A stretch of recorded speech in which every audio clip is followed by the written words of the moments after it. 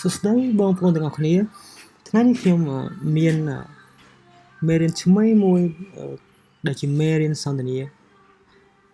បែបជាមូលដ្ឋានគ្រឹះនៃការសន្ទនាអញ្ចឹងយើងមើលទាំងអស់គ្នាពេលដែលយើងជួបនរណាម្នាក់យើងអាចនិយាយក្នុងទម្រង់នេះថា Hi my name is Nara it's nice to meet you អញ្ចឹងនៅពេលដែលអ្នកសន្ទនាជាមួយខ្ញុំគេនឹងឆ្លើយថាម៉េចគេឆ្លើយថា It is a pleasure to meet you too I'm Udom បកប្រែថាខ្ញុំក៏រីករាយផងដែរក្នុងការជួបអ្នកខ្ញុំឈ្មោះ Udom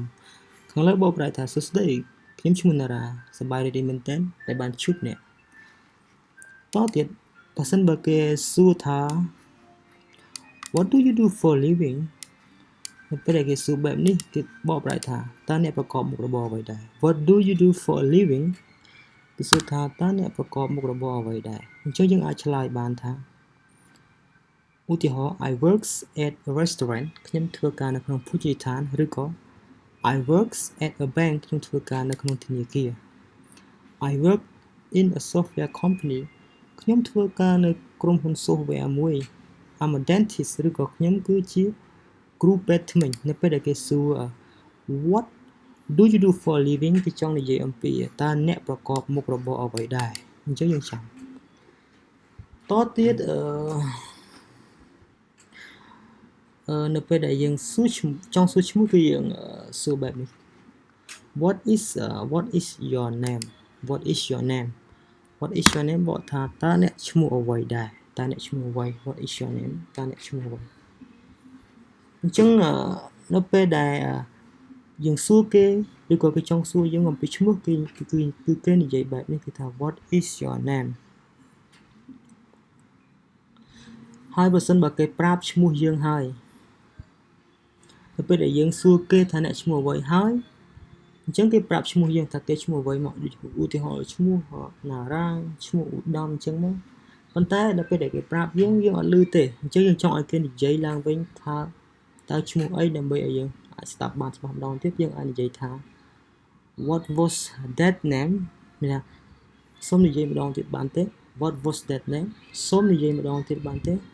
ឬក៏តើអ្នកឈ្មោះអ្វីសូមនិយាយម្ដងទៀតបានទេឬក៏ Excuse me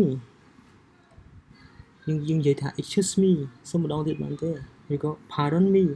តើអ្នកនិយាយថាម៉េចខ្ញុំអត់ឮទេអញ្ចឹងគឺគេនិយាយបែបហ្នឹងនៅពេលដែលយើងសួរឈ្មោះគេហើយគេប្រាប់ឈ្មោះយើងតែយើងអត់ឮគឺយើងសួរបញ្ជាក់នេះពាក្យទាំងអស់នេះគឺមានថាយើងសួរបញ្ជាក់គេតើគេឈ្មោះអ្វីអញ្ចឹងនេះគឺជាការសន្ទនាជាមូលដ្ឋានគ្រឹះនៃការស្វាគមន៍នរណាម្នាក់ដែលយើងចាប់ផ្ដើមឡើងដោយនិយាយម្ដងទៀតគឺយើងអានម្ដងទៀត Hi my name is Nara it's nice to meet you អញ្ចឹងគេឆ្លើយថា It's a pleasure to meet you too I'm Udom What do you do for a living I'm a worker at a restaurant or I work at a bank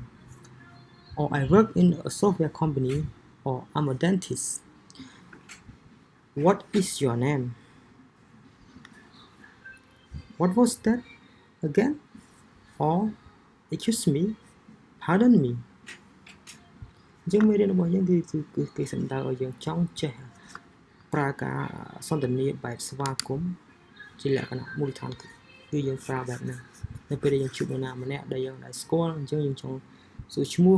ចង់សួរគេថាគេធ្វើអីចង់សួរគេថាគេឈ្មោះអីនៅពេលដែលគេប្រាប់ឈ្មោះហើយយើងអត់ឮយើងអាចប្រើឃ្លាទាំងអស់នេះដើម្បីសួរបញ្ជាក់ឈ្មោះនឹងម្ដងទៀតដើម្បីឲ្យយើងស្ដាប់ឮបានម្ដងទៀតហើយឲ្យដឹងអញ្ចឹងមេរៀនរបស់យើងគឺជាប់ត្រឹមហ្នឹងហើយសង្ឃឹមថាបងប្អូនទាំងអស់គ្នានឹងយល់ហើយនឹងចេះសន្ទនាលក្ខណៈស្វាគមន៍ជាមូលដ្ឋានគ្រឹះដំបូងអរគុណសម្រាប់ការតាមដានជាមួយគ្នាបាយបាយ